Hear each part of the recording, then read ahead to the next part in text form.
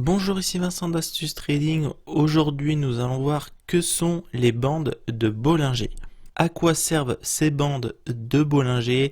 Elles viennent donc directement se placer sur notre graphique, donc ce qui n'est pas le cas avec d'autres indicateurs comme nous avons déjà pu le voir. Donc comme nous pouvons le voir ici, le cours se déplace entre les bandes, donc les bandes sont matérialisées ici donc par le haut du canal ainsi que le bas du canal. Donc ces dernières vont venir créer un plus haut et un plus bas théorique qui sont calculés sur le passé et aussi sur le présent de la bougie. Les bandes possèdent un centre qui se trouve être une moyenne mobile 20 ici dans notre exemple. Donc comme vous le voyez ici, la moyenne mobile 20 qui se balade au centre des bandes de Bollinger. Les moyennes mobiles qui, pour information, seront un sujet de vidéo que nous aborderons ultérieurement sur cette chaîne. Ce qu'il faut savoir sur ces bandes de Bollinger, eh bien donc, c'est un indicateur qui est peu efficace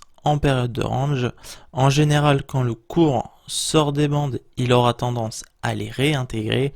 Pour confirmer une tendance, vous devrez bien évidemment utiliser d'autres indicateurs techniques pour confirmer cette tendance. Donc comme nous le voyons ici, le cours sort des bandes de Bollinger, il y revient. Le cours sort par le bas, il revient dans les bandes de Bollinger. Ici, il sort par le haut, il réintègre les bandes. Ici, on descend et on sort des bandes, on revient dans les bandes. Ici, pareil, on sort des bandes de Bollinger, on retourne à l'intérieur. Ce qu'il faut savoir également, c'est que le cours va avoir tendance à évoluer en rebond à l'intérieur de ces bandes et généralement il y a une très forte probabilité donc que le cours revienne au moins sur la moyenne mobile 20. Donc comme nous le voyons ici, le cours ici rebondit sur le haut de notre bande de Bollinger, il revient comme je vous l'ai dit sur la moyenne 20. Ici il va rebondir en bas, il va revenir traverser la moyenne mobile 20. Ici on sort, on vient rebondir, on revient sur la moyenne mobile 20, etc., etc. sur tout le graphique. Donc les bandes de Bollinger sont très utilisées par les scalpers, donc pour prendre quelques points, mais elles peuvent très bien convenir à quelqu'un qui va trader en intraday. Nous allons pouvoir, grâce aux bandes de Bollinger, détecter les ranges. Cela va vous permettre donc de ne pas faire de trade perdant si on trade les tendances. Donc en tradant les tendances, nous on va vouloir prendre des gros mouvements à la hausse ou à la baisse, ce qui n'est bien évidemment pas le cas quand nous sommes en période de range. Nous pouvons détecter un range par le resserrement des bandes. Donc comme vous le voyez ici, nous avons le bas ainsi que le haut des bandes de Bollinger. Et ici, on voit qu'il y a un tout petit écart, donc cela annonce un range qui continue pendant plusieurs périodes. Donc là, c'est en journalier.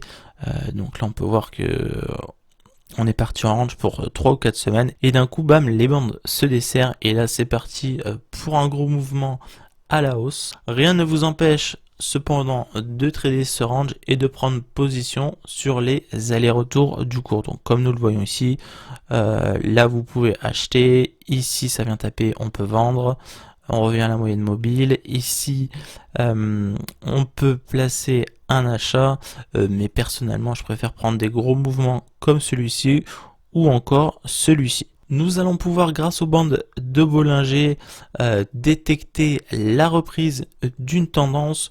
Donc nous allons chercher la cassure par les bandes. Nous avons ici, donc comme je vous l'ai montré juste avant, un écartement des bandes. Donc là c'est vraiment flagrant sur notre exemple. Le cours casse le support des bandes. Nous pouvons prendre la cassure, donc le support que nous avons tracé ici. Là ici c'était un plus bas des bandes, un plus bas des bandes, un plus bas des bandes.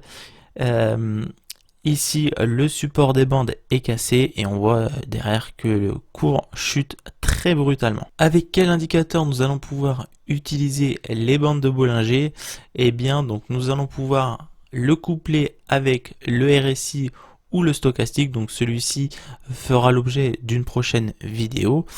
La plupart des indicateurs pourront être couplés aux bandes avec plus ou moins de succès. Voilà, il me semble que j'ai fait le tour donc pour ces bandes de Bollinger.